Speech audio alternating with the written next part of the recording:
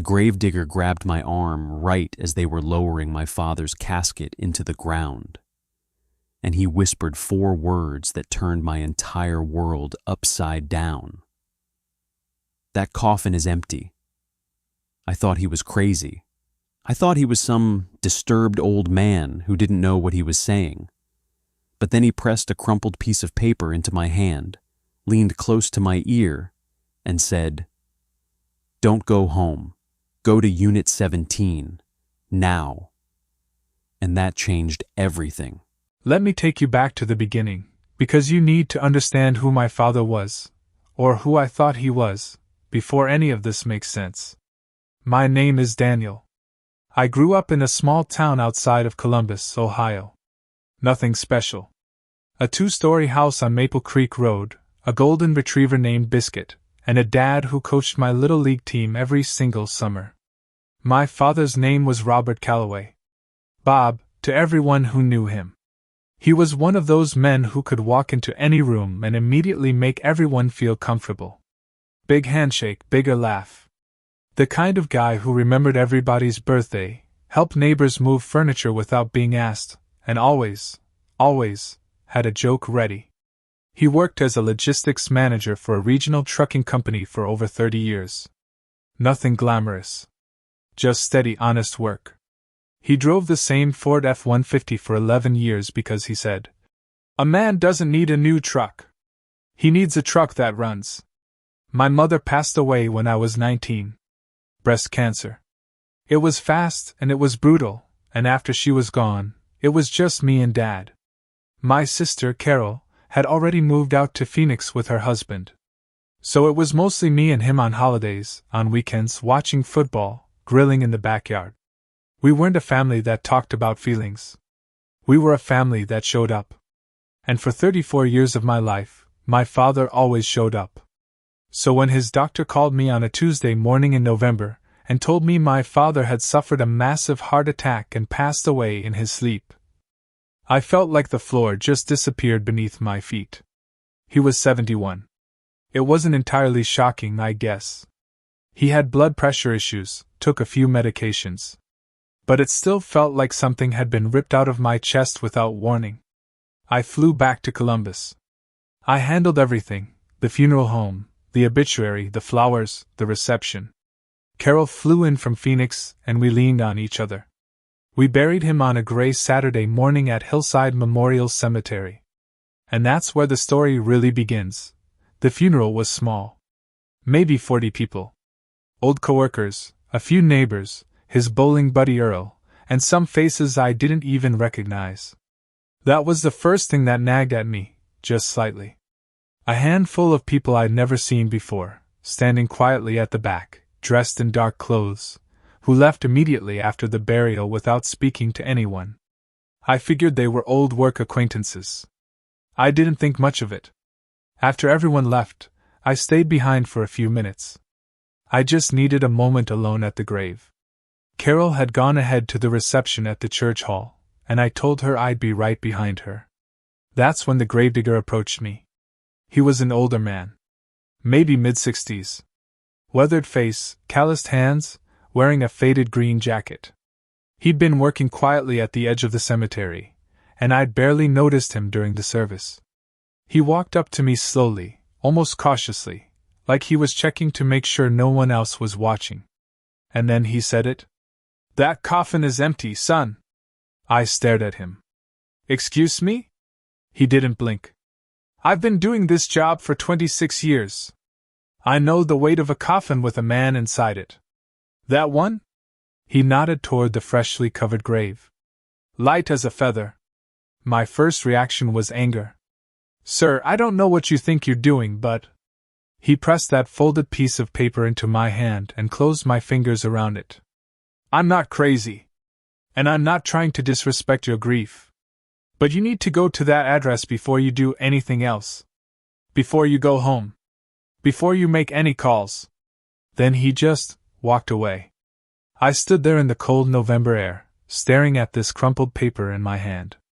Part of me wanted to throw it in the trash. Part of me wanted to call someone, the funeral home, the cemetery director, the police. But something stopped me. Something in the way that man looked at me. He wasn't disturbed. He wasn't joking. His eyes were dead serious, and there was something else in them too. Pity. Like he knew something I didn't, and he felt genuinely sorry for me. I looked down at the paper. It said Unit 17? East Side Storage. 4400 Bryce Road.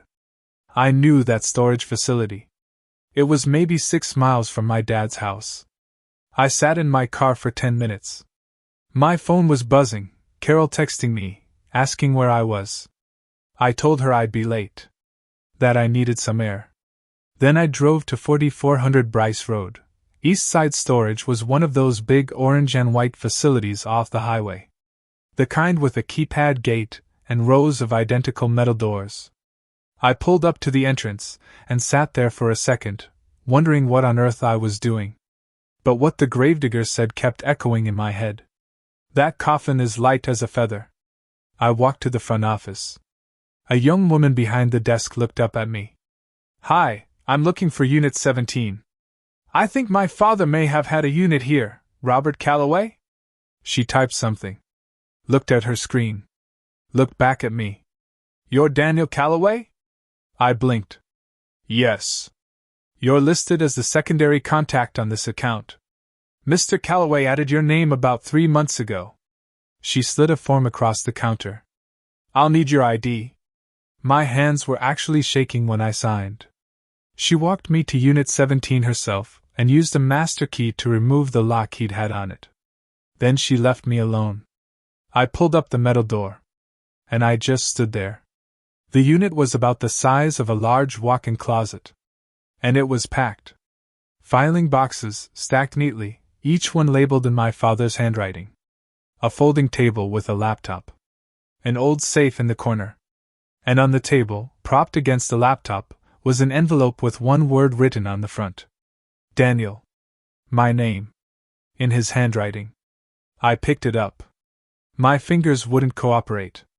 I tore it open and pulled out 4 handwritten pages, front and back, in his careful, deliberate script. I'm going to share with you what that letter said, because it explained everything.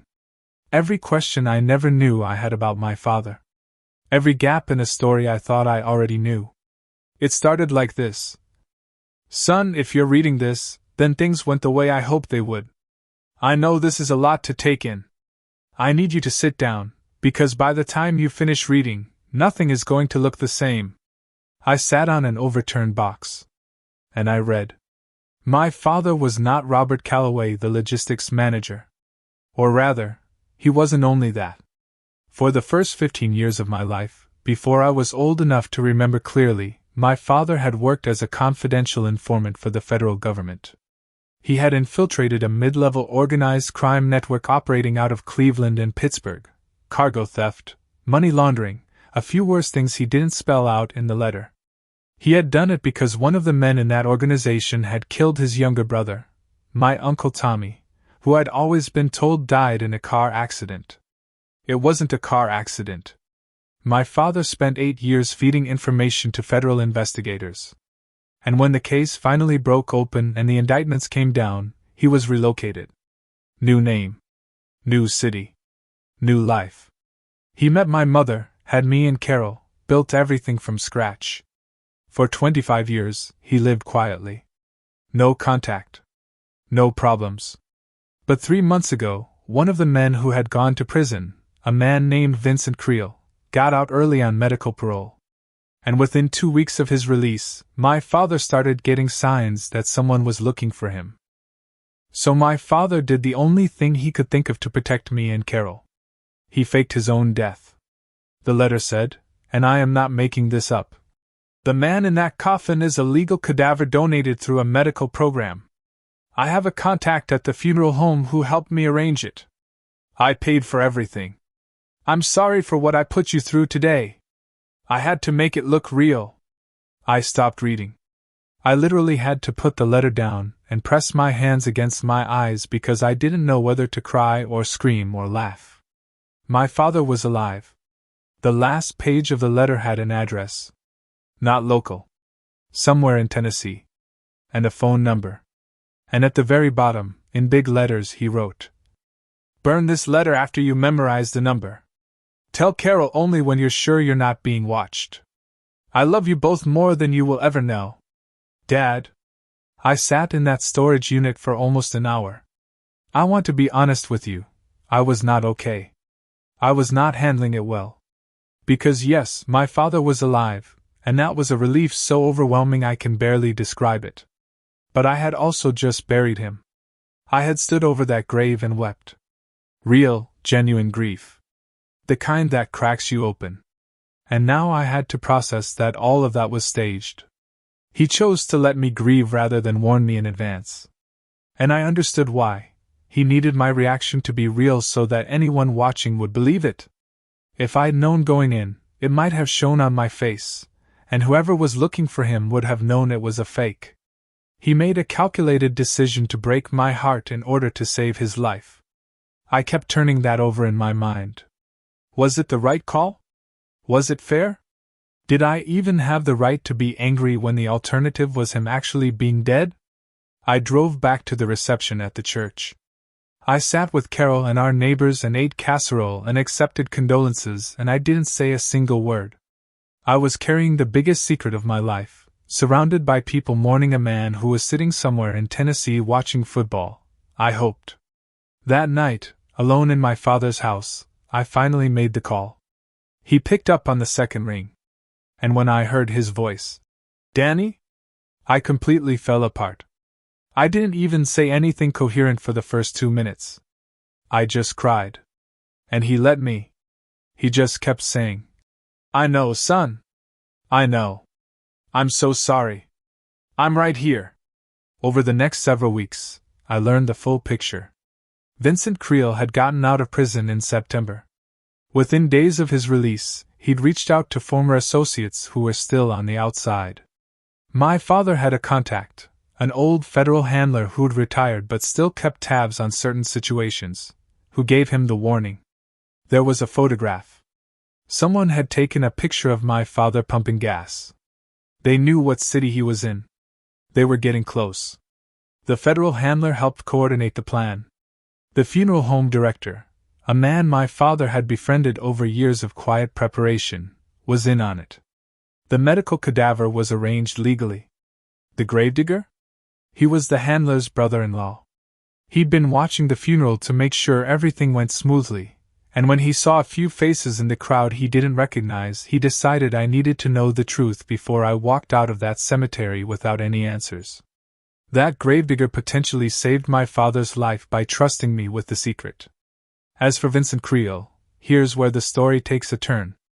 About 6 weeks after the funeral, Creel was arrested. Not for going after my father, for something entirely separate. Turned out that in the weeks after his release, he'd gotten sloppy. He was already on parole, already being watched, and he walked right back into the same circles that had gotten him convicted the first time. A federal task force had been monitoring him since his release. He was rearrested and charged with parole violations and new federal conspiracy charges. The threat, essentially, dissolved on its own. And my father? He was finally able to surface. Vincent Creel spent 22 years in prison the first time. Now he was looking at going back, and this time, the charges were worse because it was a repeat offense and he'd violated federal parole. He never even got close to my father. All that planning, all that hunting, all that energy he put into tracking down a man who testified against him 2 decades ago, and he ended up catching himself. The federal prosecutor told my father's old handler that Creel had been so obsessed with revenge, so blinded by it, that he'd stopped being careful. He'd started making phone calls on unsecured lines, meeting with people he shouldn't have, thinking he was untouchable just because he'd gotten out. 22 years in a federal prison, and the first thing he does with his freedom is throw it away chasing a ghost. Because that's what my father had become to him. A ghost. The karma in that is almost poetic, honestly. The man who destroyed my Uncle Tommy's life, who spent decades behind bars, who got one last shot at freedom, and wasted every second of it on bitterness, ended up right back where he started. Meanwhile, my father was alive, free, and waiting to hug his kids, The first time I saw my dad after all of this, actually saw him in person, was at a quiet little diner in Knoxville, Tennessee on a cold December morning. I drove down alone. Didn't tell anyone where I was going. He was already sitting in a booth by the window when I walked in. Older looking than the last time I'd seen him. A little thinner. But same eyes. Same posture. Same man. He stood up when he saw me. And we just held on to each other for a long time without saying anything. Eventually he said, "I need you to know I hated every second of it. Watching you stand over that grave. That was the hardest thing I've ever done." "I know, Dad," I told him. "I know." A few months later, once the legal situation had fully cleared and Creel was back behind bars, my father was able to come home. Not to Columbus, that chapter was closed. He moved to a small town in the Smoky Mountains. Carol and I visit a few times a year. He's got a little porch, a vegetable garden, and a new dog named Biscuit too. He coaches youth baseball on Saturdays. Some things never changed. Here's what I've thought about a lot since all of this happened.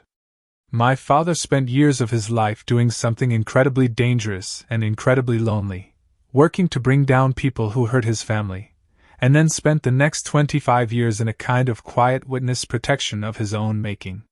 He built a beautiful, normal life. And then, when that life was threatened, he made one final sacrifice to protect the people he loved most. He let us grieve him. On purpose. Because it was the only way. I'm not going to tell you that was easy to forgive. It wasn't. There were months where I was furious at him even while being grateful he was alive. But here's what I keep coming back to. That Gravedigger could have said nothing. It wasn't his job. It wasn't his responsibility. But he saw a grown man standing over an empty grave, genuinely broken, and he couldn't walk away without giving him something. Sometimes the most important moments of your life are started by a stranger who simply decided to tell you the truth. Don't be so busy that you miss the quiet voices trying to reach you. And don't ever assume you know the full story of someone's life, not even someone you've known your whole life. Because sometimes the person you think you know the best is carrying a weight you could never imagine. Not because they don't trust you, but because they love you too much to let it crush you too. If this story moved you, hit that subscribe button, because real stories, the kind that make you feel something, that's all we do here.